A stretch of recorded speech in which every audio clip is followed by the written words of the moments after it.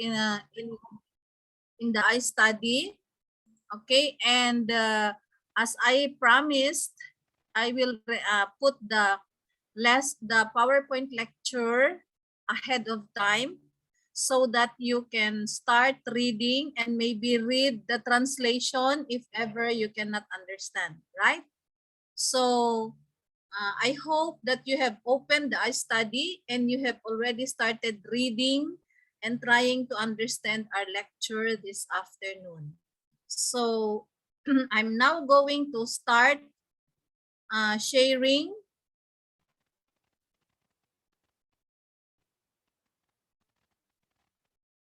Who can share? All participants. Who can start sharing when someone else is sharing? Only host. So only host? Maybe all participants. Yes, ma'am. All participants can share the screen. Okay.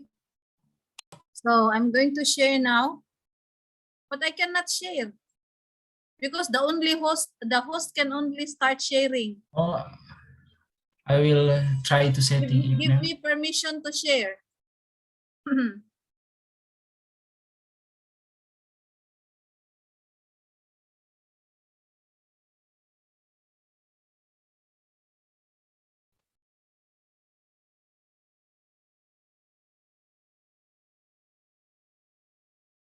Can I share now? I try to setting it, ma'am. Okay. I must go to the web. Oh. Okay.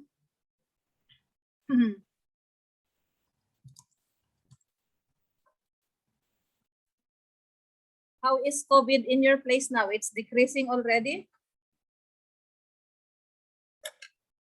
Not yet? Not decreasing pa? Even in the Philippines, it's not also decreasing. Oh. Is it okay now, Baldo? Not yet? Still loading, ma'am. Okay. I'm sorry. Okay.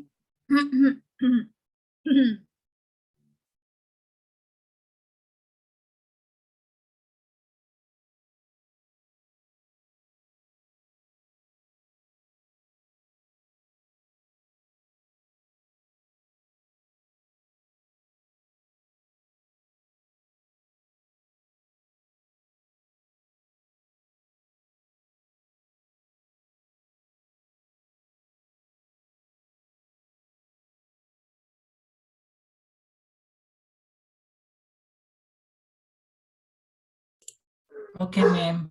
Now you can. Okay now?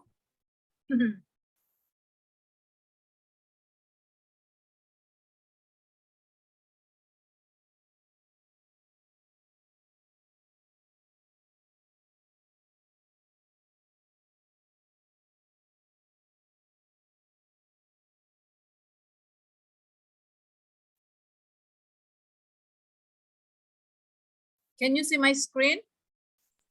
Not yet, ma'am. Not yet, ma'am. Not yet?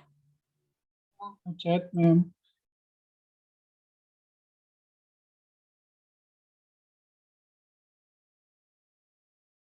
About this, can you see?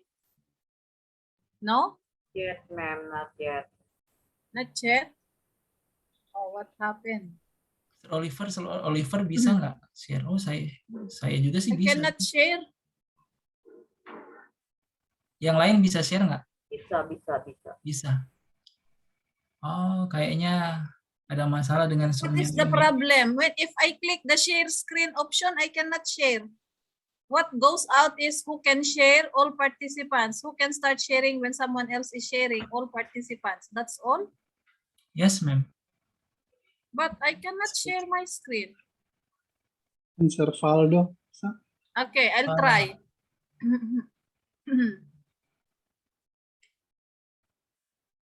Can you Okay, see ma'am. now? Yes, ma'am. Okay, Yes, ma'am. good. It's work now. It's Working working now. Okay, good. Okay, ma'am. Okay, can you see now? Yes, ma'am. Yes, Yes, ma'am. ma'am. Okay, good. So the first part is on the human organism. That's the first part of our lecture. Okay. So we will be talking about the human body in general first. So let us try to understand first what physiology is all about.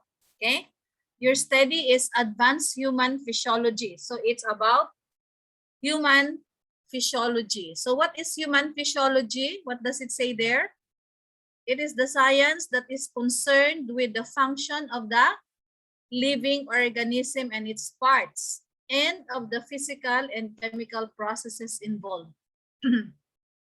So we will be talking about the functions of the living organism. And what is this living organism we are talking about? The living organism that we are talking about here is the human body. Okay? And so we'll be talking about the human body and its parts, the parts of the human body, the physical processes that are involved, okay? And the chemical processes that are involved in the functioning of the human body. Human physiology is very much different from pathophysiology. Because if we say pathophysiology, it is the study of a disordered body function. In other words, diseases, no? The disordered body function would be referring to the human body and the diseases that affect the human body.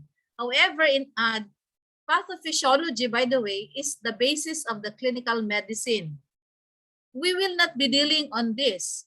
Our main concern is on the human body, the living organism, the parts, the physical, the chemical processes involved in the normal functioning of the human body. So it's the normal functioning.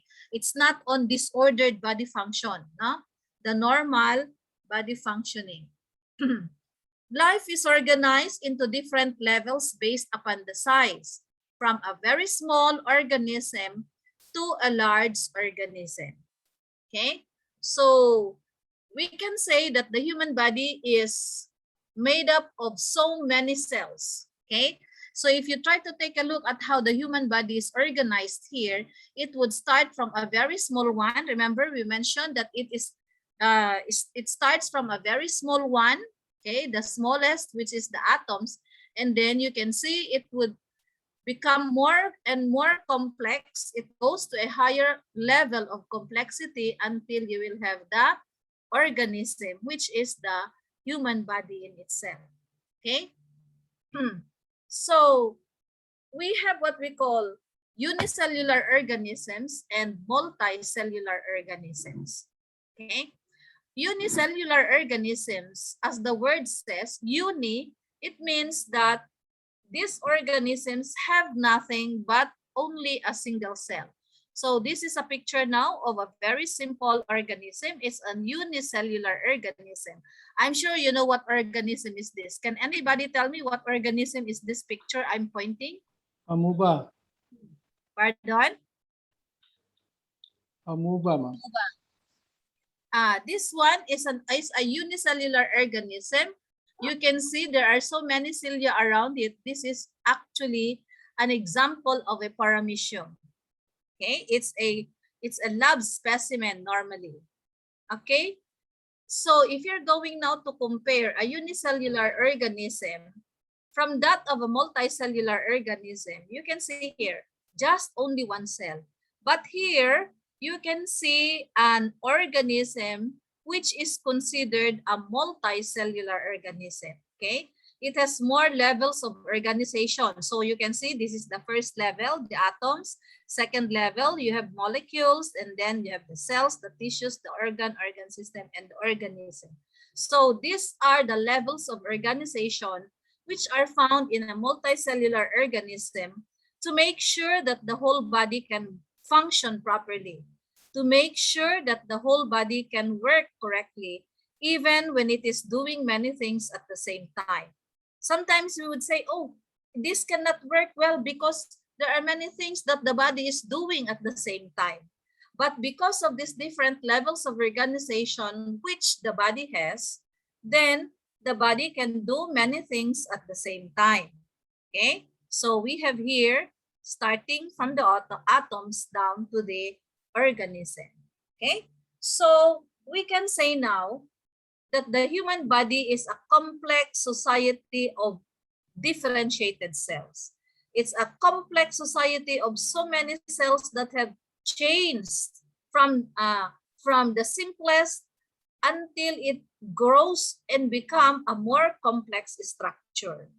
Okay, so we start from the cells. This is the basic and structural functional unit. It's the lowest. And in our body, we have around 100 trillion of these cells. Okay, and then the next level, you will have tissues. You have these as different examples: muscles, epithelial, the nervous system, and then you have the organs. You have the kidney, the heart, the liver, the pancreas. These are all examples. And then you have the organ systems. Okay, the different systems of the body. How many systems of the body do you know? How many organ systems or systems of the body do you know? Can you tell me? How many organ systems? Can anybody tell me? Okay, one example here is cardiovascular. Another example is urinary system. How many organ systems do we really have? 11, ma'am. Maybe 11 and 12. How many? 11 and 12. Okay, 11. What are those? Okay, can you name them? Can you name them? Integumentary system, Okay, skeletal system, okay. Immunitas, immune. muscular Okay. system, Muscular, yes. What else? lymphatic system, Okay, lymphatic. What else? respiratory, Yes, digestive, yes, nervous, yes. endocrine, Endocrine, yes. cardiovascular, and Okay. urinary. Okay, what about the rest? We also have the reproductive system, right? Yes, reproductive. Yes, ma'am. They have the reproductive system, that's the 11th. If you divide the reproductive system into two, you will have the male and the female. So it becomes 12. But generally, we have around 11 systems of the body. Okay? That's why these different systems have been distributed to you so that you will be discussing each of the different systems of the body. Okay? So we have what? 5 levels of organization in multicellular organisms. First, the first level are the cells. Next, you have tissues. Next, you have organs. Next, you have the organ systems. And of course, the whole organism. Okay? So looking at all of this, the lowest level is the cell. Okay? The lowest level of organization is the cell. And the highest level of organization are the organisms or the human organism, since we're talking about human physiology. So we refer to the organism as the human body or the human being. Okay? Now, we will start with the cell. We will start discussing about the cell. Okay? We said a while ago that the cell is the basic and the structural functional unit of life. No? It's the basic unit of life. Why do you think we say that the cell is the basic unit of life? Okay, can you tell me why we say that the cell is the basic unit of life? Can you tell me? Can anyone tell me why we say that the cell is the basic unit of life? Anybody?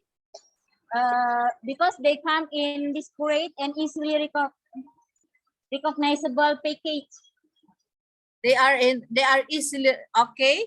We say that you can easily recognize them when you take a look at the cell in the microscope. Okay, but we say that it's the unit of life or the functional unit of life. Why? Because they have different sizes and they have different shapes. And you know what? These sizes and shapes that they have would fit into the job or the function that they perform. Okay? They are specialized by their sizes. They're specialized by their shapes because of the functions that they perform. Okay? So here you can see an example now of a multicellular cell. This one. Okay, this is an example of a multicellular cell. Above here, you can see an example of only one cell. Okay, this is made up of only one cell. We call this a paramecium. Okay, so since it's just one cell here, the paramecium is just one cell, then it has to perform all the jobs of an organism.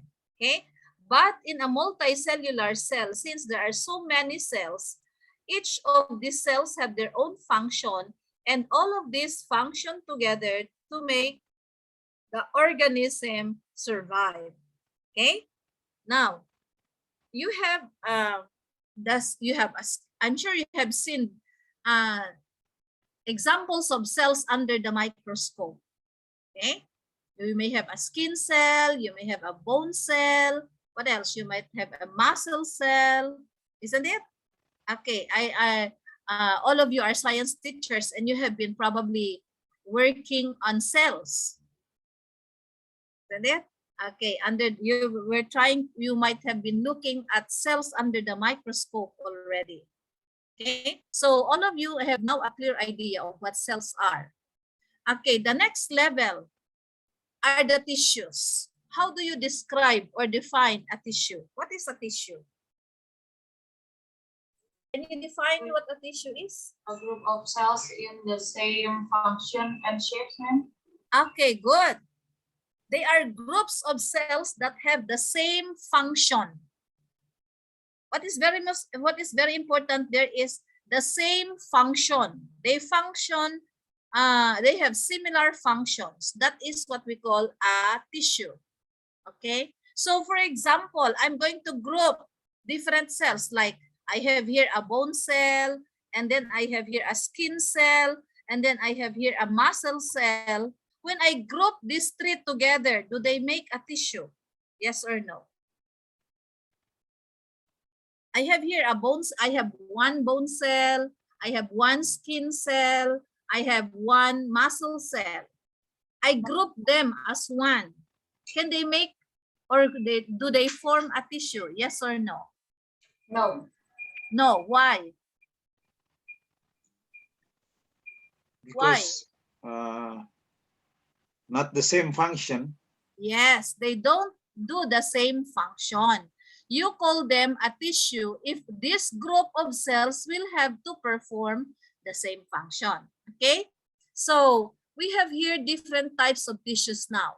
You have here a connective tissue, the skeletal, epithelial, the smooth, the cardiac, the nervous. These are just examples of tissues. Okay? So that is the next level of organization. It's the next highest level of organization.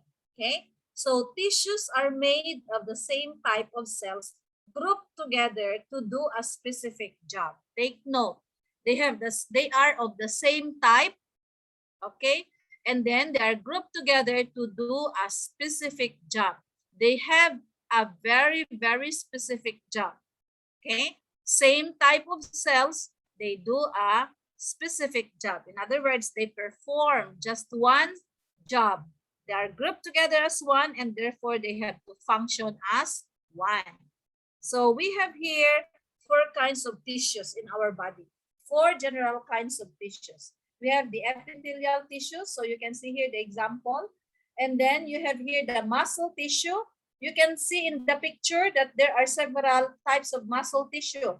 We have the skeletal muscle, we have the cardiac muscle, and then you have, of course, the smooth muscle. Okay. And then the third one is the connective tissue, this one. And then you have the nerve. We have here what we call the nervous tissue, okay? Now, of course, the epithelial tissues are the tissues that are found on the surface of our body, okay? So if you say it's found on the surface of our body, then our skin is considered as an epithelial tissue also, okay? And then you have muscles. We have so many muscles. The muscles that are attached to our bones, we call them skeletal muscles. And then we have the smooth muscles doing involuntary function, just like, for example, the muscles of our digestive system. Okay? And then for the connective tissues here, we have the bones as an example. They connect No, they connect one tissue to another. We call them connective tissues. And of course, last but not the least, you have the nervous tissues. Okay, and you can see here in the picture what makes up the nervous tissues. You have the brain tissues as examples there. No? Okay, so there are only 4 kinds of tissues that we have in our body. And each of them perform a very, very specific function. Okay, next we have what we call the organs. Okay, how do we define organs? It says here, organs are made up of different tissues that work together to do a job. Again, you have their different tissues, okay? But they work together to do a certain job. In other words, they have a specific job to do, okay? For example, you have the heart. It's an organ, right? Okay, the heart is made up of several muscles, but all of this would work together to perform just one specific job. Okay, so we have the heart as an organ. Okay, then several organs grouped together will form an organ system. Okay, so an organ system is a group of organs working together. Again, when you say group of organs working together, they should be having the similar function. Okay, so for example, I'll give you again another example. For example, you have the heart as an organ, and then the brain as an organ, and then you have the bones as an organ. Okay, when I group the 3 together, do they make an organ system? Yes or no? For example, I have the bones, I have the heart, and then I have the brain. So the brain is an organ, the heart is an organ, the bone is an organ. I group them together as one. Do they make an organ system? Yes or no? Yes, ma'am. No, Do they make an organ system? Take note that it's a group of organs that work together. They perform a specific function. Okay. Now, if you group them as one, the bone has its own function. The heart has its own function. The brain has its own function. Okay. Do they make a system? No. No. Why? Because they have different functions to do. Okay. But if you say you have the stomach, you have the small intestines, you have the large intestines, you have the what they call this, the mouth. Well, all of these are different organs. They are grouped together and they perform just one specific function. Do they form an organ system? Yes or no? yes, Yes, ma'am. Yes. Digestive Because system. they are organs that function for what? Digestion. Digestive. Okay, can you understand me now? So when I say bone and heart and brain, they perform different functions. So they cannot make an organ system. But when I say the small intestines, the mouth, the stomach, the large intestines, all of them are, each of them are different organs, but they perform a specific function, and therefore we say that they make up an organ system. Okay, so again, you have mentioned a while ago that we have around 11 organ systems in our body. Okay, and these 11 organ systems that we have in our body will be now counted as one or grouped together as one to make up what we call the what? Organism. Okay, so again, you can see here the human organ systems. You have given an example a while ago. The circulatory system, the reproductive, the digestive, the nervous, the respiratory. You have around 11 there. Okay, that's for the human organ systems. Of course, if you would try to take a look at the organ system of the plants, you start from the roots, no? So you have the roots, the stem, the leaves, the branches, the fruit, no? Okay, so we have what we call the system, organ system in plants. But we will not talk about plants because our concern in this class is the human body. So we will be talking about the different systems of the human body. Okay? So now we have the whole organism, the tissues, the cells, the tissues, the organs, and the organ systems should work together so that the whole organism can survive. Okay? So all the cells, the tissues, the organs, and the organ systems will work together, and all of this would make what we call an organism. Okay, so you can see now here the different structures, the muscles, the respiratory system, the what else? The bones, the muscles here, no? And then you have the digestive system, you have the circulatory system, you have the nervous system. So all of these different systems work together and they form what you call an organism. Okay, so this is now the human body. Now, look at the hierarchy of structural organization now. A while ago, we started from cells.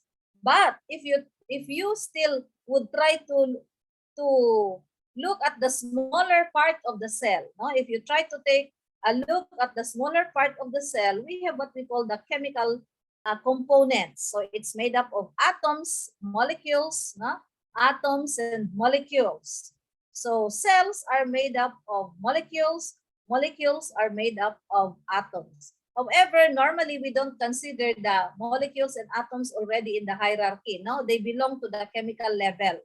So if we include the molecules and the atoms, we have what we call the chemical level. Okay, so we have the atoms combined to form molecules. So if you are asked the 6 hierarchy, you have to include the chemical level. But if you are asked only for 5 hierarchy of the structural organization of the human body, you start from the cellular level. You may not include the chemical anymore. But if you're asked for 6, you include the chemical level. No? So in the chemical level, the atoms combine to form molecules. Okay, so atoms combine to form molecules. And then, again, cells are made up of molecules. So several molecules grouped together now would make up the cellular level. So cells are made up of molecules. Okay? And then you will now have the next level, the tissue level. Tissues consist of similar types of cells. And then from the tissue level, you have the organ level. They're made up of different types of tissues. And then next to the organ level, you will have the organ system level, which consists of different organs that would work together closely for the functioning of the human body.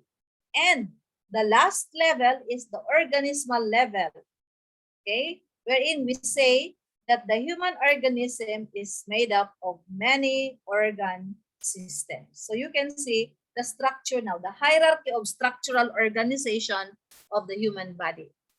Okay? Now, what are the different characteristics of living things? We're not talking about life. No? The human organism must survive. It should have life. No? Okay, so what are the requirements for life?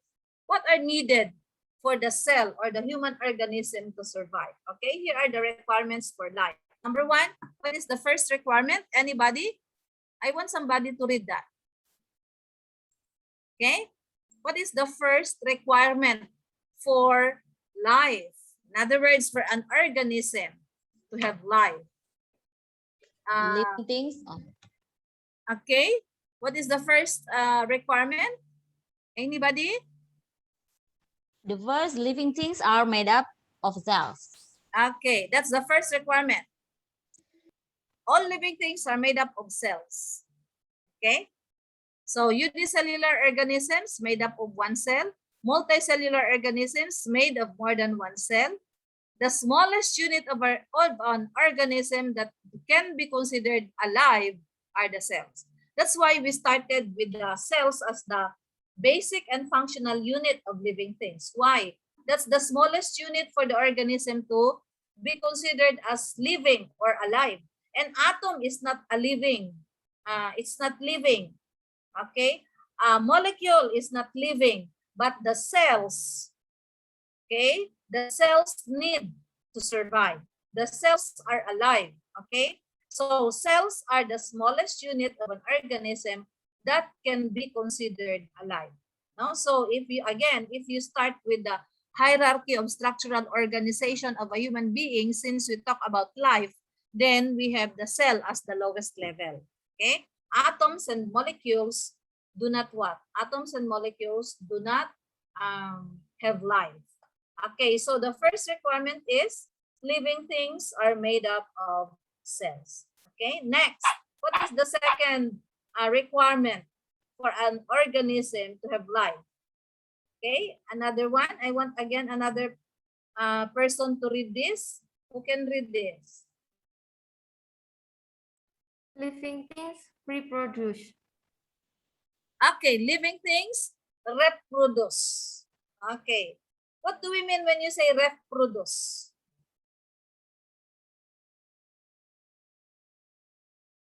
Huh? What do you mean by reproduce? You produce an offspring, right? You should have an offspring so that you can say you reproduce. If you don't have any offspring, you are not reproducing, right? Okay.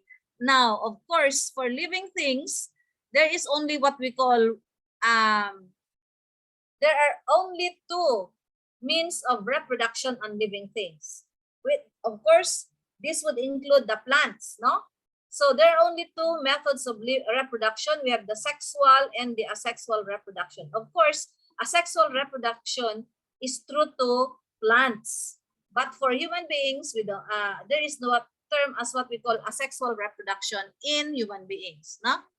Okay, so sexual reproduction, mixing of genetic material from two members of the same species. Same species, in other words, if both of you are human beings, you mix the two genetic material from two members, of course, the male and the female, then you will have what we call sexual. Okay? So living things reproduce. That is another characteristic of living things or requirement for living things. Okay? So you can see here now reproduction. No? What do you mean by reproduction? It's the passing of genetic material or the DNA to the next generation. So from one generation to the next, you pass on the DNA. No? That is what we call reproduction. So when you pass the genetic material, to the next generation, in other words, it's from one offspring to the next offspring, then reproduction is taking place. And what is the genetic material you tend to pass on to the next generation? It's the DNA. Okay, what is the meaning of DNA? Anybody? Can you tell me what is the meaning of DNA? Excellent. Can anybody tell me what is the meaning of DNA? Deoxyribose acid. Okay, deoxyribose nucleic acid. Acid. That is what we have to hand down to our generation. From one offspring to the next offspring, we have to pass on this DNA. No? That's why they will say, oh, your son is just like you, or your daughter is like you. No, why? Because of this DNA, the genetic material that is passed on from the mother to the offspring or the parent cell to the daughter cell. No, we call that the DNA. Okay. Now, another requirement for life. What is the next requirement for life? Okay. Anybody who will read this one? Number 3, living things are based on a new universal genetic code. Okay, living things are based on a universal genetic code. Okay, so again, when you say genetic code, this is now the code that contains our genes, no? And of course, you can see here a segment of a gene in this picture, no? So the complex information that we need in order to live, grow, and reproduce are stored in the DNA. Okay, so the information that's written is in the DNA. No, all information is written in the DNA. So you can see here now the picture of a DNA. Okay, how do you describe a DNA? You can see it's here. It's a spiral shape, right?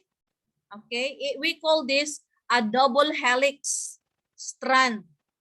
Okay, double helix. It's helical.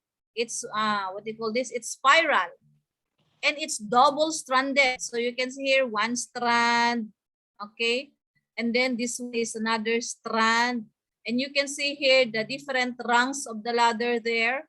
We have here the purines and the pyrimidines, the bases. No, there is what we call base pairing. No, the purines and the pyrimidines there. So the bases, you have nitrogenous bases. What are the different nitrogenous bases there? You have the adenine, cytosine, you have the thymine, and the guanine. Okay, and these nitrogenous bases are paired together. So you have the different base pair. What are the different base pair? Okay, you have adenine symbolized by A paired with T, thymine. And then you have thymine paired with adenine, cytosine paired with guanine, and guanine paired with cytosine. So you can see here the different nitrogenous bases in the DNA. Okay, and of course the rungs of this double helix here contains, or the backbone of the double helix here would be the sugars and the phosphates. No, the sugar there is the deoxyribose. That's why we call it deoxyribose nucleic acid. The sugar there is the deoxyribose, and of course you have the phosphate there. So the backbone of the DNA is made up by the sugar and the phosphate, and of course the rungs here that would join one strand to the other strand are the paired nitrogenous bases. So you have specific pairings. The pairings are very specific. You cannot interchange them. Adenine should always pair with thymine. Thymine should always pair with adenine. Cytosine should always pair with guanine, and guanine should always pair with cytosine. You cannot change that. No? So whenever you do some changes here, then mutations will take place. So you cannot just alter the pairings there. It's very permanent. Okay? So again, all organisms would store the complex information that are needed for them to live, to grow and reproduce, and all the information that are stored are found in the DNA. Okay, so we have the DNA as a very important component there. Okay, next, what is the next requirement for living things, or for living things to survive? Okay, what's number 4? Number 4, living things grow and develop. Okay, living things grow and develop. Okay, it says there living things grow and develop. Take note that all of us as human beings are developed from a single egg, right? When the male and the female unite together, they form what you call a fertilized egg. What do you call the fertilized egg? When the male, the sperm, and the what do you call this? The sperm and the egg cell unite together, and the egg cell is fertilized. Zygote, yes. So the fertilized egg is now the zygote. So this is what you call now the fertilized egg, which is formed by the union of the sperm cell and the egg cell. So what does the egg cell does? The single egg divides again and again. So it undergoes division. There is what you call continuous cell division. We call it the cleavage. Okay, and that's where it starts to grow and develop. So as the single egg divides again and again, there are new cells that are created. Okay, there are new cells that are created, and these new cells differentiate so that they perform specific functions for the organism as the time would pass by. Okay, so they grow and develop from that single fertilized egg, the zygote. So take note, the zygote turns into an embryo. The embryo becomes a fetus until the fetus now becomes a full-grown babe, a newborn, and now the fetus is now ready to be what they call this, delivered. Okay, so living things grow and develop. Okay, that single egg would divide again and again until it now becomes what you call now a fertilized egg, and then it develops, it differentiates, and performs specific function for the organism as time goes on until the newborn now is there, and of course until it becomes an adult. Okay, So living things grow and develop. Next, what is the next requirement for life? Anybody who will read? Living things obtain energy.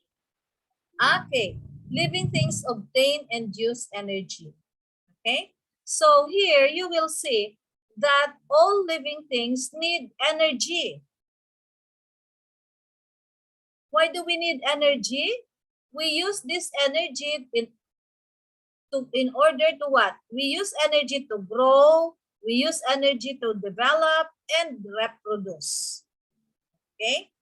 And of course, you will see that the different metabolic activities of our body, the chemical reactions that take place in our body, all would require energy. Okay? And this energy which the body needs would always be in the form of what? ATP. Okay? The only form of energy which our body needs, which the cells would need in order to do their functions, is in the form of ATP. What do we mean by ATP? Anybody? Adenosine triphosphate. Phosphate. Okay, very good, Mercy. Adenosine triphosphate. So there are 3 phosphate groups. Of course, when we utilize that energy, we utilize only 1 phosphate group, no? We cannot consume the 3. When you say triphosphate, there are 3 phosphate groups there.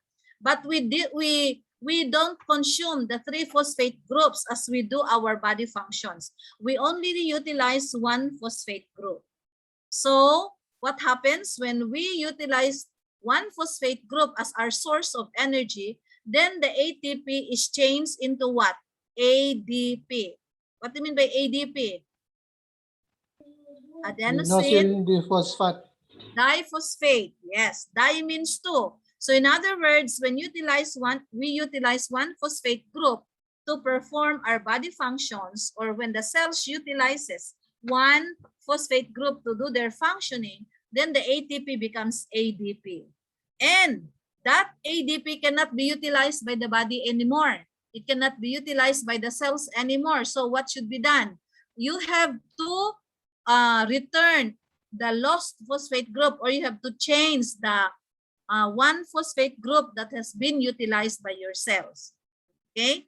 And so that 1 phosphate group which is lost should be returned. And how is it done? Of course, that is done by again trying to take in some energy supplying foods, and that we can have again 1 phosphate group, so the ADP now again becomes ATP. Okay, so you can see here at this point here, ATP is the power which is needed by most cells when they do their functions. Of course, in plants, that is done through the process of photosynthesis. But in animals, we have what we call cellular respiration taking place. Okay? And that cellular respiration, of course, happens in the mitochondria of the cell. We will talk about that as we go along. Huh? Okay, so we need energy in order to grow, develop, and reproduce. Okay, next. What is the next requirement that we need for life? Okay, what is the next requirement? Living things respond for their environment. Okay, living things respond to their environment. What do you think is the system of the body that does this function? What system of the body does this function? Huh? Living things respond to their environment. What system of the body will do this function? Nervous. Okay, the nervous Nervous. system. Yes. So living things respond to stimuli to improve their chances for survival. So we respond to a stimulus. So what is a stimulus? What is a stimulus? It is a signal to which an organism responds, no? So what are these different stimuli? Okay, we say they are environmental factors to which we respond to. And so what are some examples of this? We have sound, we have light, no? We have smelling, tasting, no? So there are so many stimuli that we come across with, And with all these different stimuli, we should be able to respond to them. That's the function of the nervous system. The nervous system informs you about the presence of a certain stimulus, and so your body should be able to respond to it. Like, for example, smelling. Of course, when you smell something good, then what happens? What is normally the response of your body? Sometimes you would say, oh, the food tastes so good. The food smells so good. So what is the normal response? Sometimes you would say, oh, I feel hungry because the food is there, right? So you should be able to respond to such a stimulus. Okay? So that is another requirement or characteristic of a living thing. Okay? Next. What is the next characteristic of a living thing? What is the next characteristic? I want somebody to read. Living things maintain a stable internal Another environment. characteristic of a living thing. Who wants to read? Living things maintain a stable internal environment. Okay, living things maintain a stable internal environment.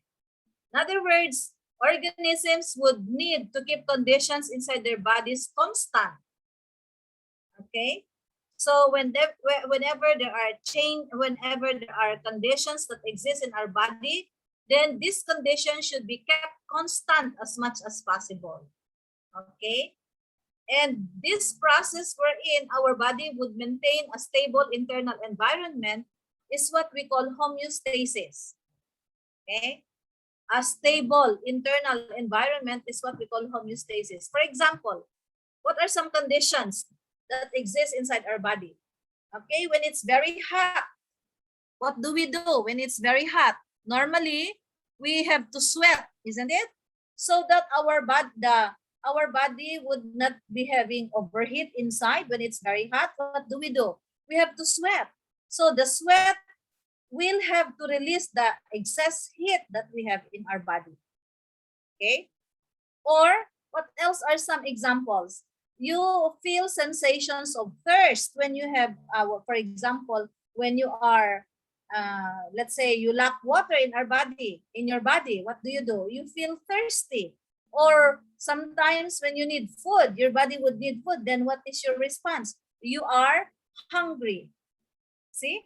So these are some examples of what we call maintaining a stable internal environment. No? Conditions inside our body should be kept constant as much as possible.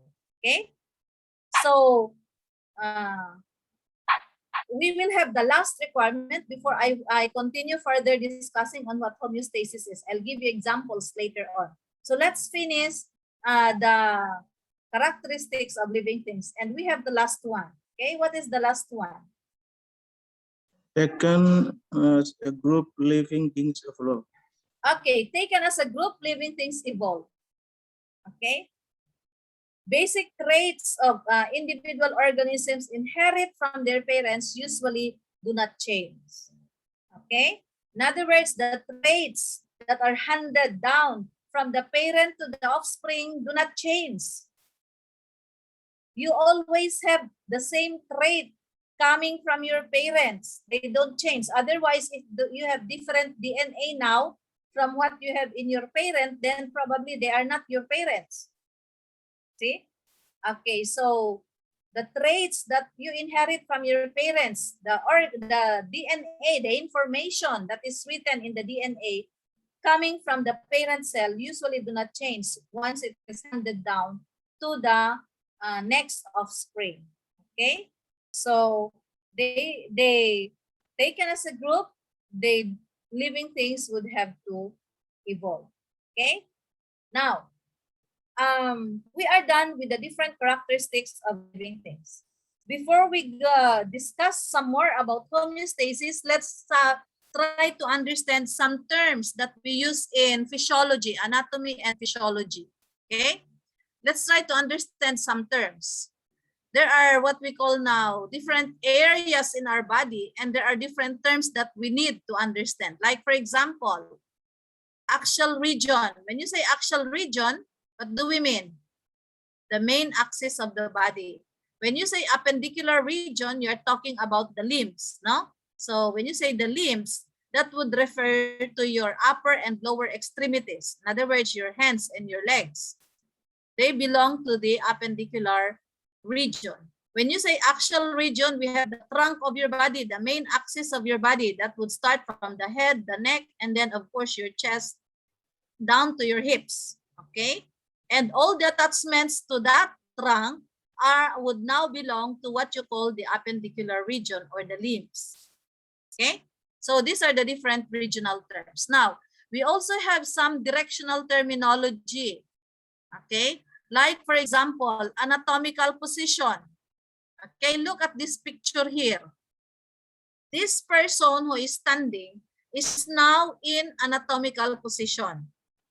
Okay, so how do you describe this person standing in an anatomical position? Okay, we say this person is in anatomical position when he is standing erect. Okay, he is standing erect. And what can you say about the palms? The palms are facing forward. Okay, in anatomy we call that supinated. Can you understand? In anatomy we call it supinated. The arms are on the sides, the palms are facing forward, and how about the chest? Stand straight, erect. Okay, standing erect. And the feet would be flat on the ground. So normally all pictures that you can see like this are what we call anatomical position. Okay, this is what we call the anatomical position. So you can see here now the different regions. Axial region here, okay, the axial region which consists of the trunk. Okay, so the head and the trunk make up the axial region. So what makes up the trunk? The neck, the thorax, the abdomen, the pelvis, and the perineum. And then here on the appendicular region, you can see the upper limb and the lower limb. No? So the upper extremities, the hands, the lower limb or the lower extremities, you have the legs. They all would be on the appendicular region. Now take note, appendicular region is coming from the word append. So attach, no? When you say append, they are the attachments. They are attached to the axis of the body. Okay? So these are just terms. I'm just trying to let you understand some terms because as we go along with our discussions, we will always be using anatomical terms. So I hope you will be able to understand them. Okay? And then we have different directional terms. Okay? Like medial, lateral, proximal, distal. Okay, I want somebody to read this one. No, we'll try to understand and then you can see here the different examples. So I want somebody to read the slide. Who will volunteer? Yes, ma'am. Yes. Medial, toward or at the middle line of the body, on the inner side of. Example? The heart is medial to the arm. Okay, look at the arrows, huh? So you see the arrow is moving towards the inside. So it's toward the midline. Look at the arrows as you see the examples. Okay, next. Away from the midline of the body, on the other What term side is of. that? What term is that? Lateral. Okay. Away from the midline of the body, on the other side of. Okay. Example, the arms are lateral to the chest. Okay, so you can see the arrows. It's coming away from the midline. The midline is at the center there, right? Okay, next. Proximal. Proximal. Okay. Closer to You're muted. We cannot hear you now. Closer to the origin of the body part or the point of attachment of a limb to the body trunk. Example? Example, the elbow is proximal to the wrist. Okay, so you can see now the arrow. It's towards the origin of the body part. Up here, because the point of attachment of the limb is here. right? At the shoulder. Or you can see here in the legs, where's the point of attachment of the legs is here at the hip. So you can see towards the point of attachment or closer to the point of attachment. Okay, next. Distal. Farther from the origin of a body part of the point of attachment of a limb to the body trunk. Okay, example. The knee is distal to the thigh. Okay, so you can see here, where's the knee? Huh? The knee would be here. So you will say it's distal to the thigh because the thigh is here. The point of origin is here, so it's away from. So you can see the arrow, it's moving away from there. Okay, so medial, lateral, proximal, distal. So I hope you can give the direction there, no? When you say the heart is medial to the arms, take note it's towards the midline or towards the center. When you say the arms are lateral to the chest, it's away, no? It's towards the side. It's away from the midline towards the sides. Okay, likewise with proximal and distal. Okay, next. Some more terms to understand. Okay, who will read? Triono, ma'am. Okay, Triono. Term superficial external. Toward or the body surface. Example, the skin is superficial to the skeletal muscle. Okay, superficial means on the surface. Okay, so the skin is superficial to your muscles because the one it's on the outside. Okay, it's at the surface. Next. Deep, internal.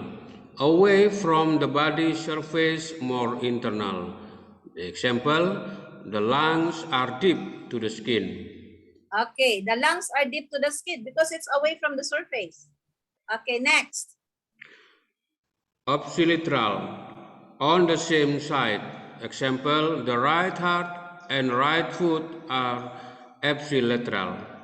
Okay, see, ipsilateral, meaning they're on the same side. So your right foot and your right hand are ipsilateral because all of them or both of them are on the right side, right? Okay, so the same side. Next. Contralateral, on opposite sides. For example, the right heart and the left foot are contralateral. Okay, right hand and left foot are contralateral. In other words, they're opposite because right hand, it's on your right side, left foot, it's on your left side, and therefore they are what? They are on opposite sides. So we call that contralateral. Okay, next. You can see here now the different terms. Okay, so I'd like you to understand what these terms are because you will be talking about all of this. Like for example, carpals. When you say carpal, that means your what? Your wrist, no? Or when you say axillary, that means it's your armpit. Okay, so all of these are different anatomical terms because most of the time we will be using already the anatomical terms. We will not be saying wrist, but we will be saying your carpals are here. Okay, or you will say the tarsals are here. Okay, or you will say umbilical region. So you should know what these different terms are, no? We will not be talking about each of these. You will just try to understand and locate where they are. For example, you say oral. When you say oral or the oral cavity, that refers to your what? Mouth, isn't it? Or when you say orbital cavity, that refers to the cavity where your eyes are. No, so you should know all these different terms. No, we will not we will not talk about each of these anymore. Okay, and likewise also at the dorsal part. Here, these are different terms that are used in the ventral part. What do you mean by ventral? These terms are used at the anterior or ventral part. In other words, on the front part of your body. No? Ventral means the front, no, or anterior. So these are the terms that we often use to refer to the different parts of the body on the front part. And these ones are the terms that we use at the posterior side or the dorsal side, the back part. Okay? So when you say cervical, That refers to your what? Cervical would refer to the back part of your neck. Okay? And then scapular, it refers to where your scapula is, your wing bone. Okay? And then, of course, you will have the sacral region here where you can find your sacrum. No? Okay, so you try to, again, know where to locate these different parts here on the dorsal side of your body. Okay, you have the PowerPoint here I sent to you. So you have to start reading and then practice pronouncing them. Okay, you read and practice pronouncing them so that you will not be confused, no? Regarding these different terms. Okay, and then we also have what we call body planes and sectioning. You know, when you try to give, say, for example, different directions or planes regarding the body, we use terms also. So we have what we call body planes and sectionings. Like, for example, coronal plane or frontal plane. Okay, you can see it here. When you say coronal plane or frontal plane, this one would lie vertically, vertical. So, you know what vertical is, no? It lies vertically, and this plane would try to divide your body into anterior and posterior part. What do you mean by anterior? What do you mean by anterior? What do you understand by anterior? Anterior means front. Yeah. Or ventral. Posterior means what? Dorsal. Dorsal or back part. Okay. So in other words, if you cut the body or divide the body into front and back part, then you are trying to make what we call a coronal plane or a frontal plane. Okay. So you can see this one, this line here. Oh, it's cutting your body into anterior and posterior part. Okay. But if you want to make or divide the body, okay, from the midline, you can see here, this is the midline. Okay. If you are going to cut the body from the midline, dividing your body into left and right, starting at the midline, you call that median plane or mid-sagittal plane. Okay, this one. From the midline. That's why we call it mid-sagittal. Why? Because it's at the middle and you divide the body into equal left and right. Okay, so that's mid-sagittal or median plane. But if you only have left and right, but you don't start at the midline, okay, or you don't start at the middle, maybe the right side is bigger than the left side or the left side is bigger than the right side, you just say sagittal plane. No, you don't use the word mid because it's not at the middle. Okay, but if you have equal left and right, you start cutting the body at the middle, then you call it mid-sagittal plane or median plane. Okay, so you can see it here, the coronal plane or frontal plane, and then you have, of course, the mid-sagittal plane. Okay, so you can see in this picture. Now, the next one, the next plane that you have here is what we call transverse plane. Okay, it's no longer on the vertical side, but it's on the horizontal side. So when you cut horizontally or you have this plane run horizontally, it means that you're dividing the body into superior and inferior parts. What do you mean by superior? Superior means on the upper part, and inferior means on the lower part. So in other words, if you divide the body into upper and lower part, or superior and inferior part, then you are using what we call a transverse plane. Do you understand? Okay.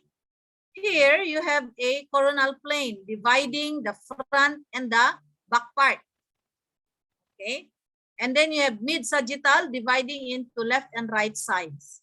But here you will have upper and lower part. So you call it a transverse plane, this one. See that? Okay, so that's a transverse plane. Okay, next. If you have what we call sectioning the body in a diagonal position like this. It's diagonal, then we call it an oblique plane.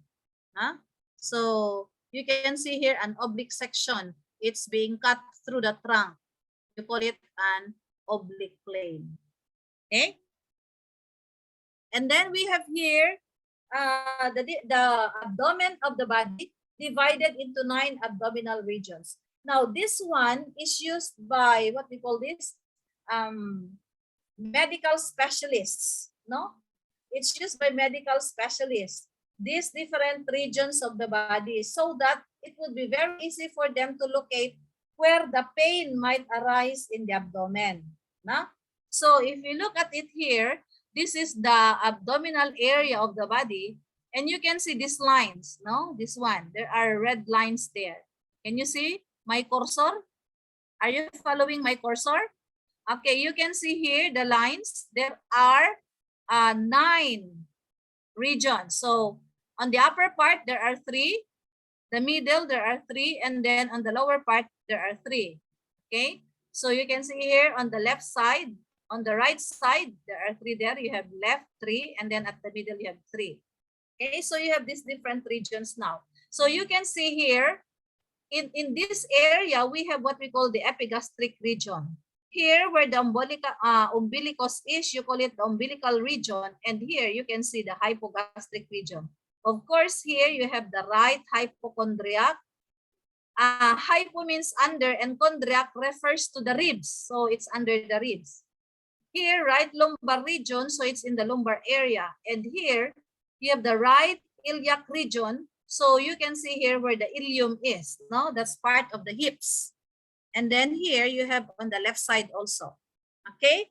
Now, these regions are used for convenience in locating parts of the abdomen, especially when you have complaints, or let's say, for example, there's pain and you want to go to the doctor for consultation, or you would want your doctor to make a diagnosis on what problems you have in your abdomen. Okay, so for example, I'm sure some of you have already gone to your doctors for consultation, right? Okay, and sometimes you would say there's a pain in this area. Okay, so how will you describe it? You will say to your nurse who is attending to you, or to your doctor attending to you, you will say, I have pain here in this area here. Okay, so how will your nurse or your physician write that in your medical history if there is no what we call specific region for that? Okay, so sometimes you would say, oh, I feel a burning sensation in my epigastric region. So they will know where that region is. Okay, so you feel a burning sensation here in the epigastric region, and that is what they will have to write in your medical history. Okay, likewise also in your hypogastric or umbilical, your left lumbar, right lumbar, or anywhere in these regions.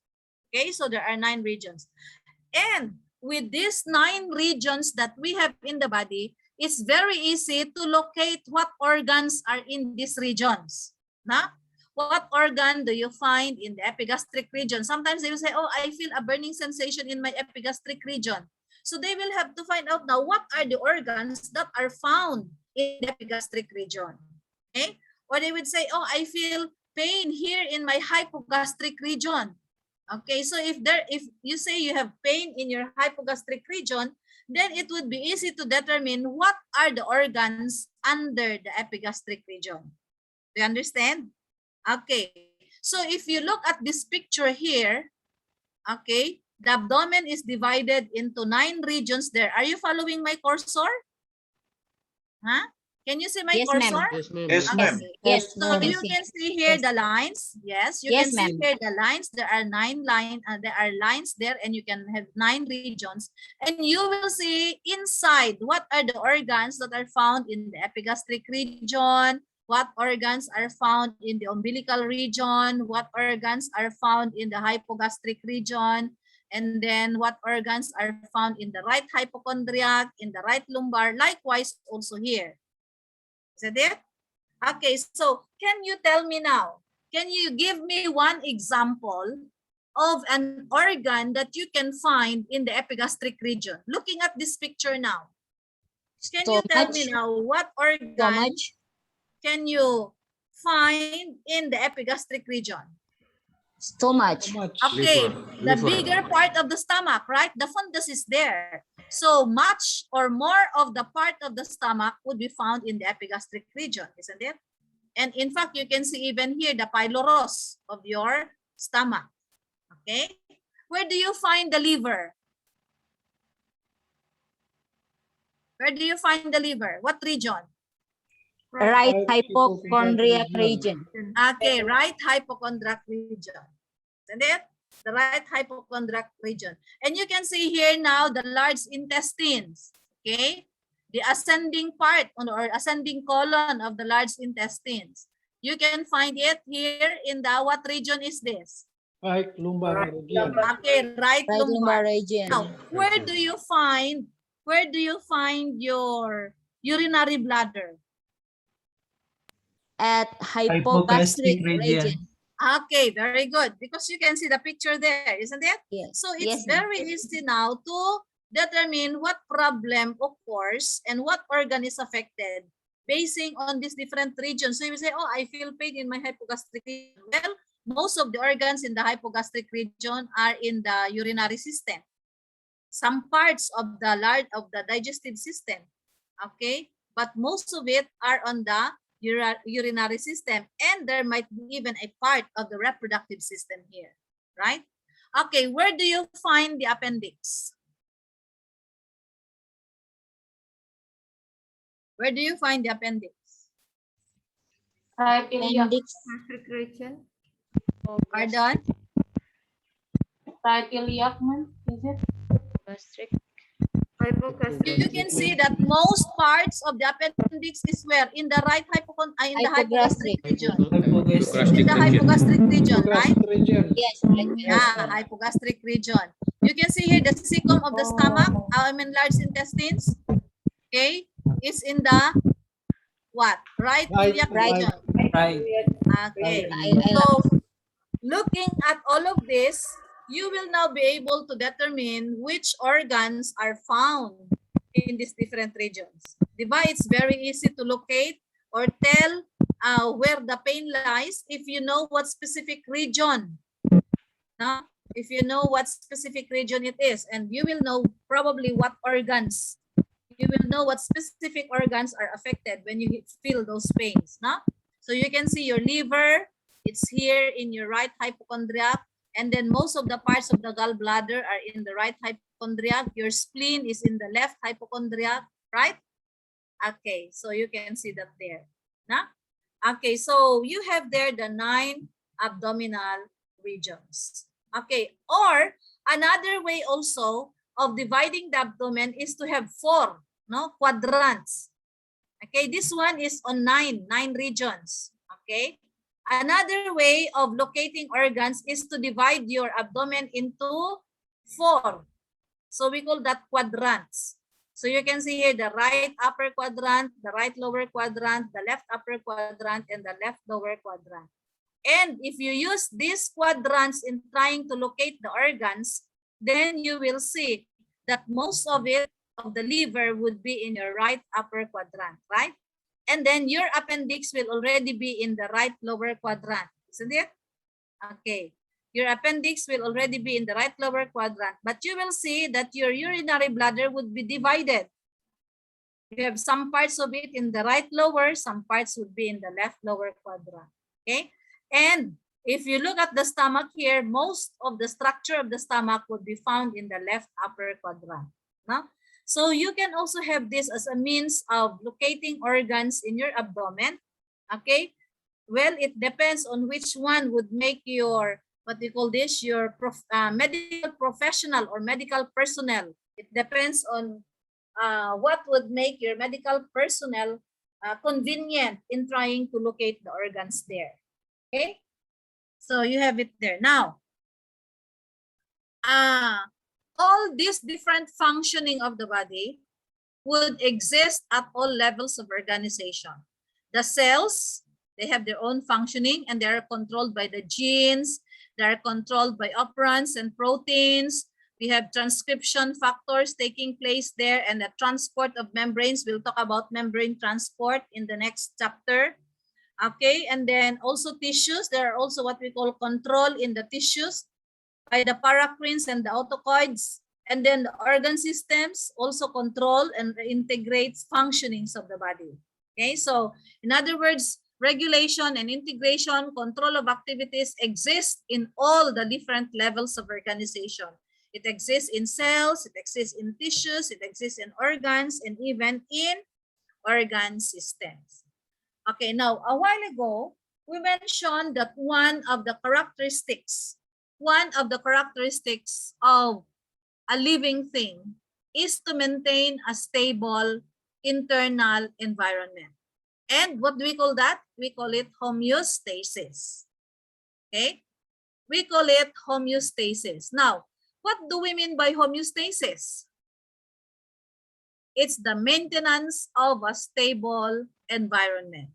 Or in Latin, we call it milieu interior. Stable internal environment. And this term, homeostasis, was first used by Claude Bernard. Okay? Homeostasis was first used by Claude Bernard, and he used it to define the stable internal environment of our body. Okay? What makes a stable internal environment in our body? Well, of course, we have the circulatory system, no? The extracellular fluid transport and the mixing system. Okay, so you have your right heart, right part of your heart, and the left heart of your part. You can see you can see the oxygen being transported, okay, towards the different body cells. Oxygen, okay, and then carbon dioxide is given out. This is one way of maintaining a stable internal environment. Okay, exchange of nutrients between the blood capillaries and the fluid. It's also one way of maintaining a stable internal environment. And we will be talking about this when we discuss the circulatory system. Okay, and of course, the most important system that regulates our body functions would be our nervous system. Okay, this is the most important system that regulates the functioning of our body. And of course, when you say nervous system, there are three major parts of the nervous system. We'll discuss lengthily about the nervous system in a specific chapter. I think that was assigned to one of your group, no? So nervous system, there are three major parts there: the sensory portion, the central nervous system, and the motor portion. Of course, when you say sensory portion, it detects the state of your body, the surroundings, okay? The receptors that are found on the surface of the skin are just like what we call now the antenna or antennae. They try to alert us whenever whenever an object would come in contact to the skin, okay? So what are these different sensory receptors? For example, you have your eyes. What else? Your ears. Now they are your sensory receptors. They make you aware of what is existing on the outside or in your surrounding. Okay? And then for the central nervous system, what makes up your central nervous system? It's the brain and your spinal cord. Okay? You know what the brain is, no? The brain stores information. It's there where you generate your thoughts. Okay, what else? It determines the reactions that your body will have to perform in response to the sensations that are being detected. Okay? And of course, another segment here is your autonomic nervous system. Autonomic, the subconscious level. Okay? It operates at the subconscious level and then controls the functions of your internal organs. Like, for example, pumping of your heart, that's controlled by the autonomic nervous system. What else? Digestive system, the movement of the food. Okay, what else? Secretions of the different glands of our body, the endocrine glands. These are all controlled by your autonomic nervous system. Okay, so we have the nervous system, the most important system that would regulate and control the functionings of our body. And in order for us to maintain a stable environment, there are feedback mechanisms that take place in our body. Okay, we have what we call control system of the body, and we call them the feedback control. And we have here 3 examples of a feedback control that makes up the control system of our body. The first one, we call it negative feedback. So we have a negative feedback mechanism. The negative feedback mechanism promotes stability of our body. It makes our body stable. Okay? The feed forward anticipates a change that will take place in our body. While the positive feedback, it promotes a change in one direction.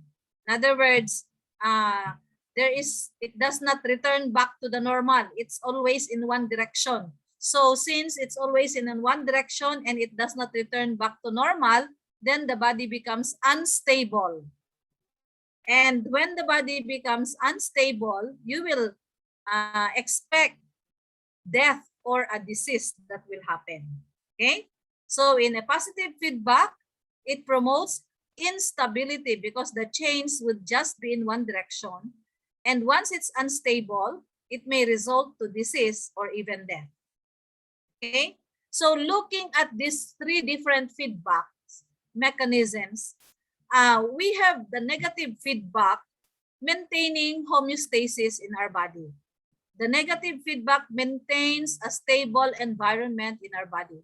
It promotes stability so that when a change takes place, when a change takes place in the body, it does not have to go just in one direction but returns back. So it turns around and goes back to its original post.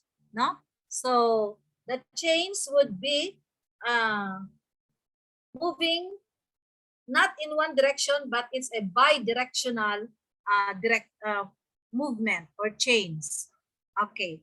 Now I'm going to show you an example of a negative feedback control of the blood pressure or arterial pressure that would make our homeostasis or make our body stable. Okay. Let's say, for example, you have a decrease in blood pressure. Okay.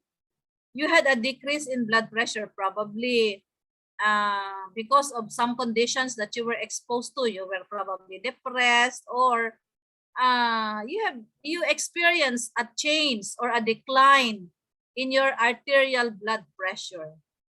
There is what we call a negative feedback control that will operate so that the decrease in arterial pressure will return to normal. Okay, so what is that? You have your sympathetic nervous system. The sympathetic nervous system will increase its activity. Oh, the sympathetic nervous system will say, oh, there is a decrease in arterial blood pressure. Let us increase. All the members of the sympathetic nervous system will work together to increase their sympathetic activity. So what will be, what is an example of their activity? One example is to increase the heart rate. Okay, so an increase in sympathetic activity will increase the heart rate. And once the heart rate increases, there will be an increase in vasoconstriction. What do you mean by vasoconstriction? Constriction of the blood vessels. There will be a decrease in the size of the blood vessels. No? Okay, so there will be an increase in heart rate. There will be an increase in vasoconstriction. So what will happen? More blood flow will take place. And so when there is more blood flow, you will say now that there is an increase again in blood pressure. So you can see here the negative sign here. The negative will mean that the decrease in arterial pressure will now be increased. No? So it is now an increase in arterial pressure. The increase in heart rate and the increase in vasoconstriction will lead to an increase in arterial pressure. Okay, so that's the normal, the negative feedback control that will take place so that the arterial pressure will be stable. Okay, so the sympathetic activity has a very important role in trying to promote the stability of the arterial pressure whenever it goes down. Okay, but take note that the increase in sympathetic activity cannot normally happen if there are diseases in the sympathetic nervous system. Understand? It cannot normally happen when there are problems in the nervous system. Okay? This will only take place under normal conditions. Okay? So when there is a disease or when there is a disorder in the sympathetic nervous system, then this normal or we call negative feedback mechanism cannot normally take place. That is why, since there is it cannot normally take place, then there are now what we call conditions that we have to do. Like, for example, you have to increase more exercise, or you can take in medications so that you can have an increase in heart rate or increase in vasoconstriction, and therefore the arterial pressure can be returned to normal. Okay? So negative feedback control of your arterial blood pressure. Okay? That is done by your sympathetic nervous system. Okay, that's the normal control mechanism, so that what does it say here? Your arterial pressure can be stable. No? Okay. Another example here is on the baroreceptor reflexes. Okay. So in your brain, you have already a set point of your blood pressure. Okay, there's now a set point. The normal blood pressure, let's say, what's the normal blood pressure? 190 over 80, or is it 110 over 80? It depends upon your age, no? Okay, so you have there the set point. Once the set point is already registered in your vasomotor center, in your blood vessels. But once there is an error signal that occurs, no? An error signal that occurs in the vasomotor centers telling that the blood pressure has changed, then what will happen? You see here again the sympathetic nervous system working. So there will be an increase in the sympathetic system activity. It will now message your blood vessels and your heart. The heart will increase in its, take note, the heart rate will increase, okay? And there will be vasoconstriction that will take place. And so what will happen? The blood pressure increases, okay? So we call this a baroreceptor reflex. It's a reflex, no? So when you say it's a reflex, it automatically comes in once there's a change in your blood pressure, no? Okay, this is an example of a negative feedback system. It makes you what? Stable. Huh? It makes you stable. It's the negative feedback system that promotes stability in the human body. Okay, this is one way of making our body in a homeostasis condition. Huh? Remember, we mentioned a while ago, what is homeostasis? It's the stable internal environment. So even when there are changes that will take place, you can still be able to go back to normal. That is what we call a stable internal environment. Okay? Likewise also with your cardiopulmonary reflexes. Okay. So all of this would work together so that the blood pressure can be restored to normal. Okay. So that is an example of a negative feedback mechanism, no? So there's a decrease, but once there is a decrease, then you have a sympathetic activity to come in, and so the decrease will be increased already. So it counteracts the change. That is what we mean by negative feedback, no? So there's a change, but when direction goes up, then it has to be counteracted by putting it down. Once the blood pressure goes up, there's a negative feedback that comes in to restore it back, puts it down, restore it to normal. Likewise also with, let's say, if there's a decrease in blood pressure and another negative feedback mechanism comes in, it has to bring it up, no? So it counteracts the direction of the change. That is in a negative feedback mechanism. Okay. Do you have any question on the negative feedback before we go to the positive feedback? Any question on the negative feedback?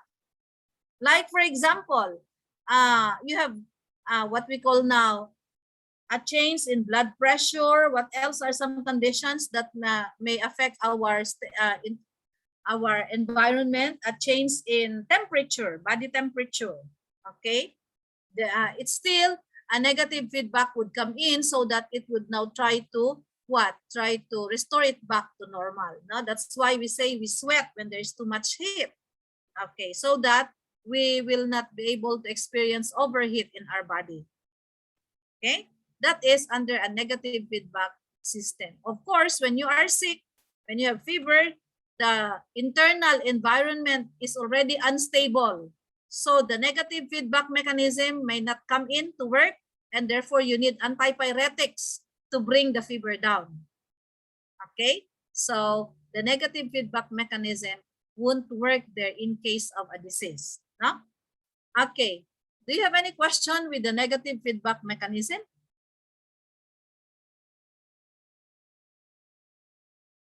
Okay, if you have no question with regards to the negative feedback mechanism, I'm going now to the positive feedback mechanism. Okay? What did we say about positive feedback a while ago? Take a look. It says here, positive feedback promotes a change in one direction. The change is in one direction. You don't count, there is no counteracting. So once it goes up, it continues to go up and up and up and up. Once it goes down, it continues to go down and down and down and down. There's no mechanism to bring it back to the normal. That's positive feedback. Do you understand? So once the blood pressure goes up, it continues to go up and up and up and up. So what happens? The blood pressure becomes unstable. Or once the blood pressure goes down, it continues to go down and down and down and down. And so what happens? The blood pressure becomes unstable. So what do you think is better? A negative feedback or a positive feedback? Negative feedback. Of course, it's a negative feedback that should work. No? Okay, I'll show you here an example of a positive feedback mechanism. Okay, this is a positive feedback for hemorrhagic shock. Okay, hemorrhagic shock. What do you mean by hemorrhagic shock? You experience shock because of excessive bleeding, hemorrhage. Okay, so when you have hemorrhage, there is blood loss, isn't it? There's loss of blood. Okay, and of course, it may result to a shock. So here is a figure or a picture showing you a positive feedback for a hemorrhagic shock. Okay, let's see. From 0 to 3 hours. Now you have here in this line here, the number of hours for the bleeding. Okay. And then on this vertical axis here, you can see now the liters of blood pumped per minute. Okay. So you can see here, before 1 hour, there was bleeding for 1 liter. Okay. And then, of course, as you move downward, there's more bleeding of 2 liters. Okay. So before 1 hour, there was a bleeding of 1 liter. And then towards the 1 hour, bleeding of 2 liters. Until you reach 2 hours, more bleeding. And then until you reach 3 hours, more bleeding. So what happened? There is death, right? There's death. There was bleeding, no? Before 1 hour, only 1 liter. But what happened? More bleeding, 2 liters. more bleeding, it's moving downward, maybe 3 liters, 4 liters already. In 2 hours time, you see it's now, the direction is already going down. And in 3 hours, more bleeding took place. And so what happened? There is death. Okay, there's death, more bleeding. You can see here this broken line. Okay, you can see here this broken line. Before 1 hour, there was bleeding. But what happened? Because of a negative feedback mechanism, there was something done. Something was done to stop the bleeding. So what happened? Before 1 hour, although there was bleeding already, something was done to stop the bleeding. Okay, what happened? It slowly went up. The pumping effectiveness of the heart becomes better and better and better. And so what happened? Within 3 hours, it returned to normal. So which one is the negative feedback mechanism here? The straight line here or the broken line there? The broken line. The broken line, yes. So the broken line shows the negative feedback mechanism here. This straight line here moving downward shows the positive feedback mechanism. Okay, so again, a positive feedback mechanism has just one direction, putting it downward, maybe downward, or if it's upward, moving upward, just in one direction. Nothing was done to counteract the direction. Okay, so that's a positive feedback example. And this is a figure now of a positive feedback for a hemorrhagic shock. Okay, do you have questions here? Okay, I have another example here. Okay, so here, what was done so that you can have a normal negative feedback mechanism?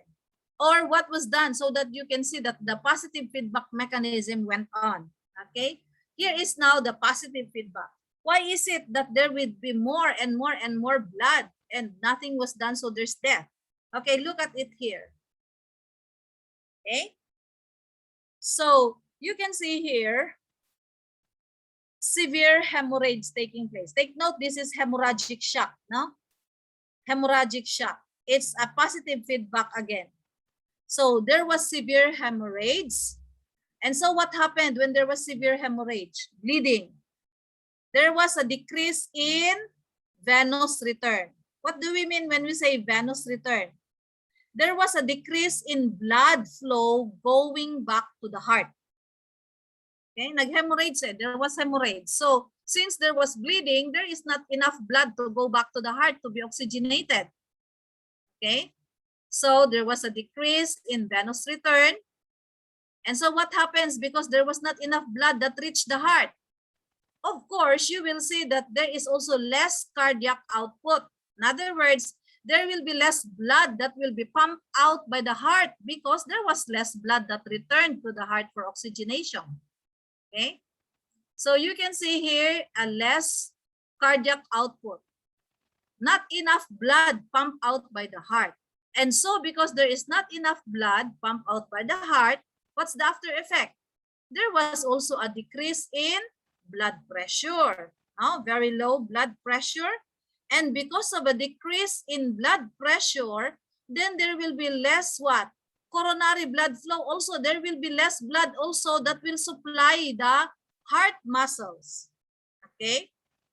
There is less blood flow that will supply the heart muscles, and therefore, there is less contraction of the heart. See? So less contraction of the heart because of less cardiac output. And there was less cardiac output because of less venous return, and this happened because of too much bleeding. See?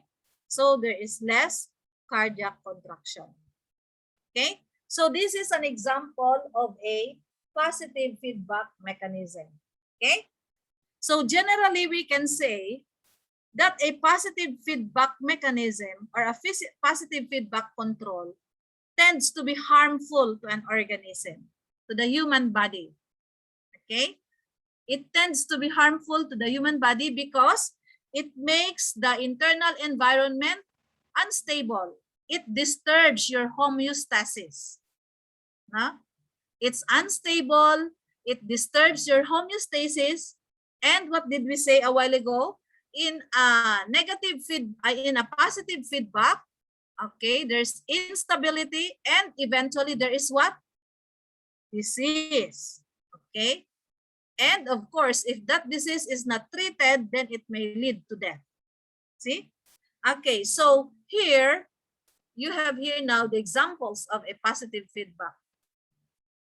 It disturbs your homeostasis, it makes the body unstable, it may eventually lead to death or disease. Okay? Do you have any question?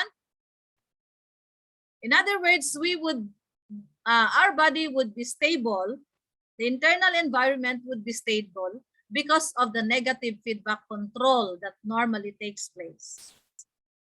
Okay? So you can see now the difference between a positive feedback and a negative feedback mechanism. Okay? Now, do you have any questions before I go to my last slide?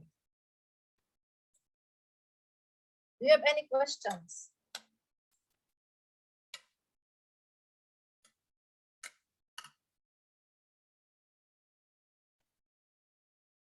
No more questions?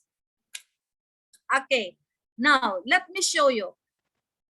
There are cases wherein, of course, a positive feedback may be acceptable in the body. Okay? Although most cases, although most cases, a positive feedback that happens in our body is unacceptable. It may be dangerous, or it makes the body unstable, or it may result to even death.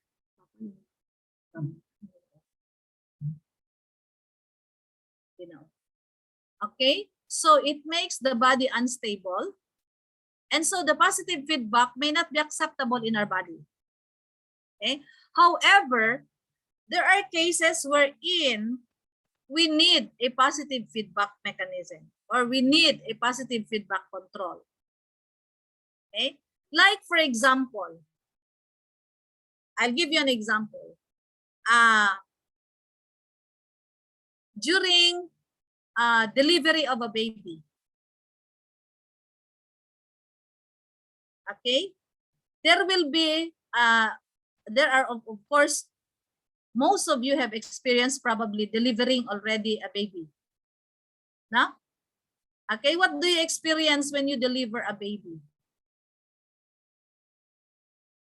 When you are already at the point of labor, what do you experience?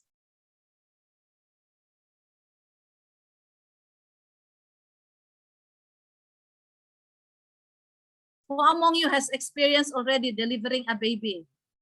You were pregnant, and then you are at the point of labor already. You are now about to deliver a baby. What do you usually experience?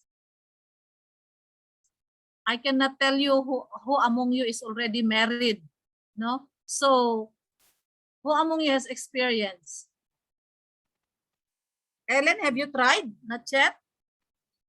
Yes, ma'am. I have one daughter.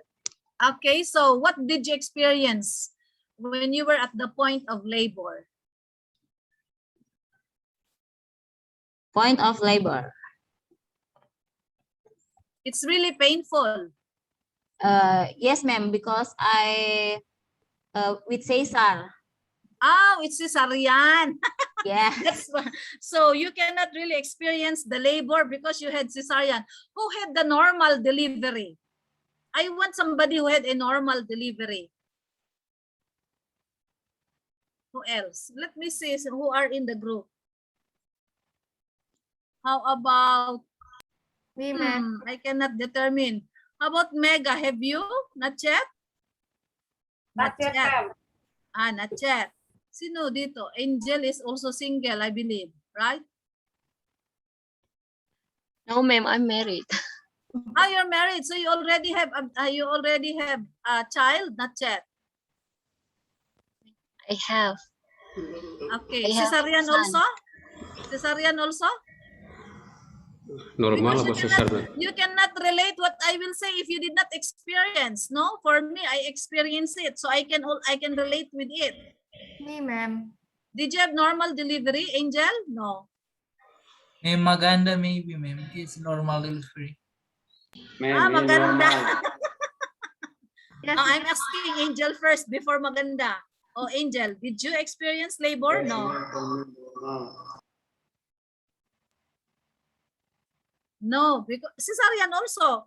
Oh, is that okay? How about who else? Nobody, nobody. Only Ellen had and Angel had have children. Wala na. Ernie Mesa. Ha? Maganda, Ernie, may maganda. Maganda. Oh, maganda. Ernie, Okay, may Ernie maganda. too. How about maganda? Ernie. Ernie, ma'am. Ma'am Ernie. Oh, Ernie, did you experience labor? No. yes, ma'am. Yes? What did you feel when you are already at the point of labor?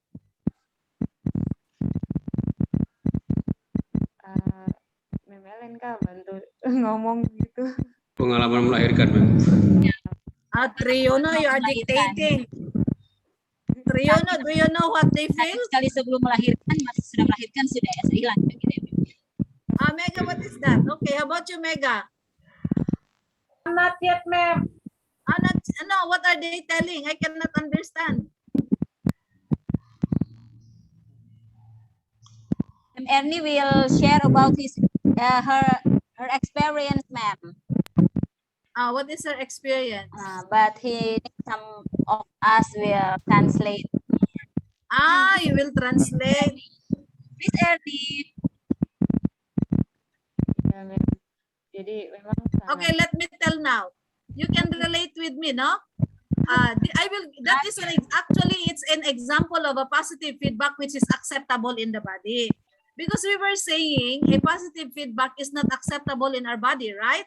But there are cases wherein we need to have a positive feedback. Like for example, when you are now about to give birth, no? You are at the point of labor. You know, having labor is very painful. So what do you experience? There will be increase in uterine contraction. Okay? There will be an increase in the contraction of the muscles of the uterus, right? Okay, so what happens? As the contraction of the muscles of the uterus increase and increase and increase, it becomes painful because it tries to stretch on the uterine muscles. Okay, so the more it stretches, the more it becomes painful. The more it stretches, the more it becomes painful, right? But the nurse or the doctor will not say, will not give you something to counteract and will not let the muscles contract. Otherwise, if you will not let it contract, what will happen? You cannot give birth to the baby, isn't it? Okay, so the contraction should go on and on. It should increase and increase and increase. Okay, do not counteract the contraction. You have to really let it go. Let the contraction move, increase and increase. That's why it's in one direction. It has to increase and increase so that you will be able to deliver the baby. Okay? You do not need to counteract it. So, is that an example of a positive feedback? Yes or no? Yes. Yes. Okay, it should always be on the one direction, increasing it until you will be able to deliver the baby. Isn't it? Okay. Because if you have to, once the uterine contractions or the muscles of the uterus contract and then it stops, and here the cervix or it won't dilate anymore, it stops there, what happens? And it might hit the neck of the baby. So what happens? The baby will die, no? Isn't it? If you stop the contraction or you counteract the contraction. So it should go on. It should go on and on until you will be able to deliver the baby. Okay? So positive feedback, that's a positive feedback. You don't need to counteract it. Okay? And who can give me another example?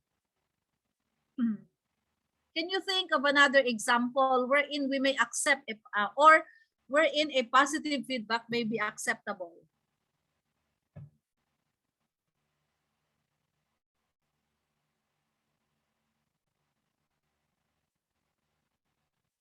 Okay, I'll give you another example.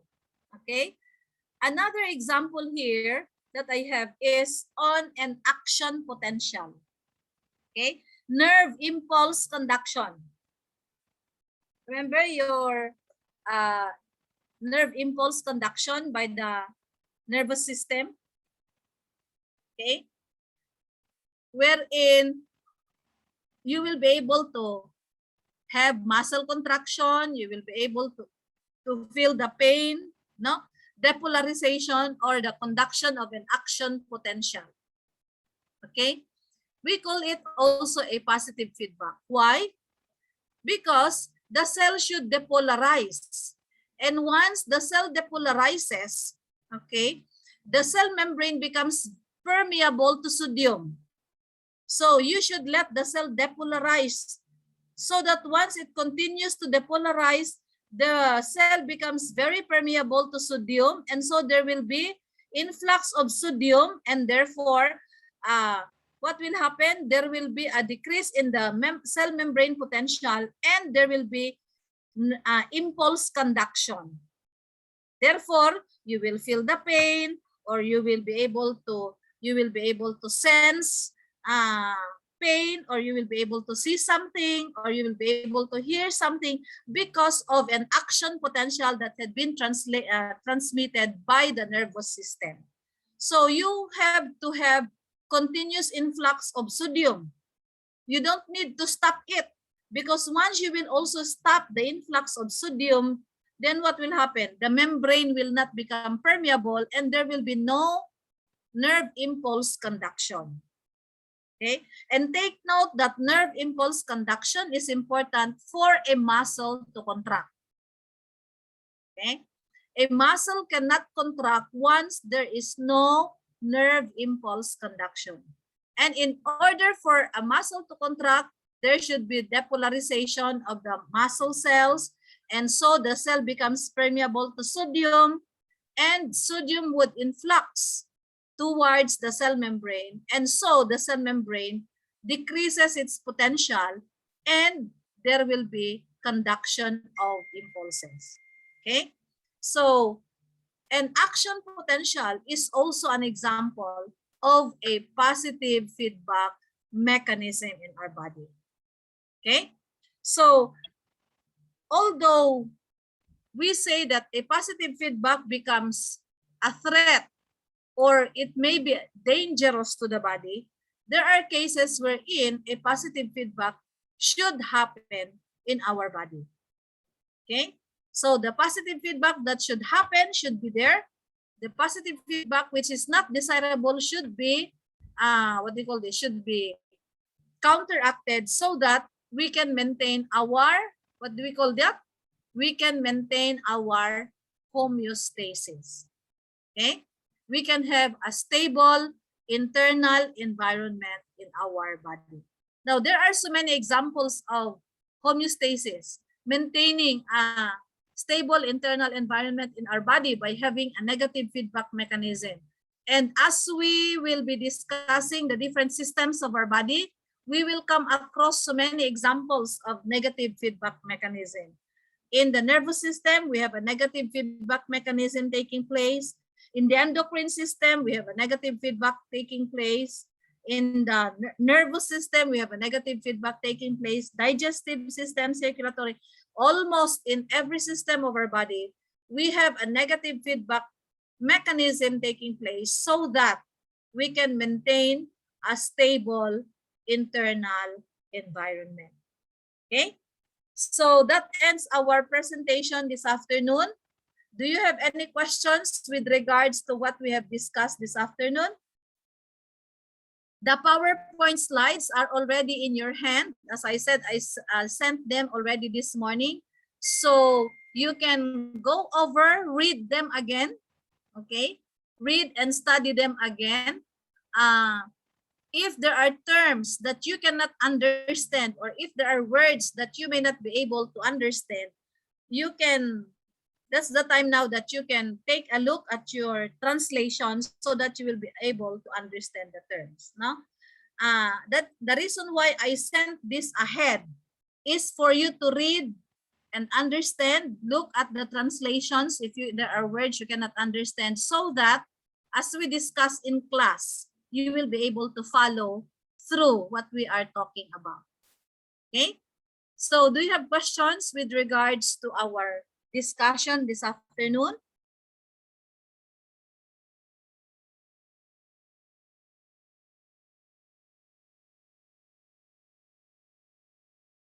No more questions? Silence means yes. Silence means you understood everything, or it may be the opposite, you did not. Oh, Ellen is laughing. Okay, so let me stop sharing.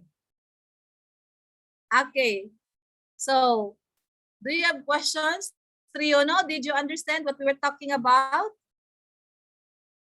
Yes, man. Just to try to understand them. Okay, Read good. again.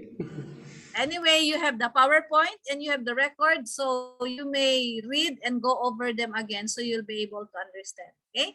Yes, ma'am. You've also try to know also the different terms, because as we start our discussions and as we go along with our discussions, we will always be using those different terms. Okay? Like brachial, cephalic, axillary, pubic. Okay, we will always be using those different terms. So you have to acquaint yourselves with those different terms. Okay? Do you have questions?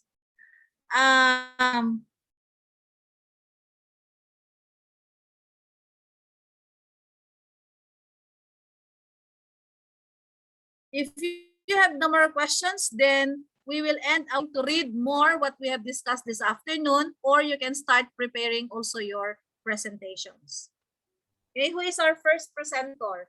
After my part, I will be discussing again next meeting on the next topic. And then after that, who will be the first one? Me, I think Ellen. it's Ellen, no? Ellen. Yes. Yeah, Ellen. Okay, so after next week, Ellen will be the one now to start presenting. Okay? Okay, ma'am. Good. So you know your schedule, so you have to follow, no? After Ellen, who will be the next one? Let me see. So that you will have time to prepare. Ernie, ma'am. Who? Ernie. After Ellen is Ernia, right? Yes, ma'am. Yes. So you start preparing, and then after Ernia will be Triono. So you have to start preparing now. Okay, so you utilize the rest of the time studying what we have discussed this afternoon. There might be some things that you were not able to understand when I discussed. So you utilize the rest of the time trying to understand what we discussed, and also utilize the time preparing for your presentation. As I said, we will not consume all the 3 hours. You can have asynchronous for your for the remaining parts of our class, so that you will not always also be trying to listen always, but rather you will also have asynchronous study of what we have discussed. Okay? Excuse me, ma'am. Yes? For next week, you will present your part about the cell and its function. Yeah, I will still put in the I study the presentation. And after that, I will present. You will be the one. Yeah, you will be the one to present. Yeah. Okay, ma'am. Thank you. Of course, I will also make some comments and discuss while you are also presenting. Okay, ma'am. Thank you very Or much. I will let you finish first before I also discuss. Okay? And then you send me your presentation so I can post in the iStudy. Yes, ma'am. Okay? So, we have no more questions. If you have no more questions, then we will end our discussion here. As I said, you do your asynchronous study, going over what we have discussed this afternoon so that you'll be able to understand more. If there are things that you were not able to understand. Okay? So, I have also posted your I have also posted the PowerPoint for microbiology already. I studied. Did you open your microbiology I study? Not yet? Yes, we're open, ma'am. Yes. Okay. So I have already posted. You also start reading it. Yes, ma'am. Start trying to understand so that when you come to class, at least the things you were not able to understand, you will be clarified already. Okay. So I have posted that in class, in the iStudy already. So you start reading it also. Okay, so if you have no more questions, then I will dismiss you. I will see you on Wednesday, the same time, not 3 o'clock, the same time at 3 o'clock for our class on Wednesday. Okay? 3:30, ma'am. Okay, ma'am. No more questions? 3:30, ma'am. 3:30. 3:30. Yeah. Yeah, 3:30. Yeah, 3:30. Okay? So if you have no more questions, then we will dismiss. Okay? Let's dismiss with a prayer. So we'll request Oliver to pray. Okay, ma'am. Yes, prayer. Father Evan, thank you very much for your blessing until now. Thank you for your blessing until lesson this afternoon. Help us to understand and bless our lecture, Emergal, in our activity. Now we are finished our lesson. Bless us and give us power and knowledge. Here answering our prayer in the name of Jesus we pray. Amen. Amen. Okay, thank you everybody. And Thank you, ma'am. Thank you. Thank you, ma'am. very good. Everybody is ma'am. Thank here. you. So Thank you. Thank you, very ma'am. good. Everybody is here. Nobody is absent. Yes, ma'am. Team. Bye. Thank you, ma'am. Bye, Bye. ma'am. Bye-bye, ma'am. See you. See you again on Wednesday. Yes, Yes, ma'am. Bye.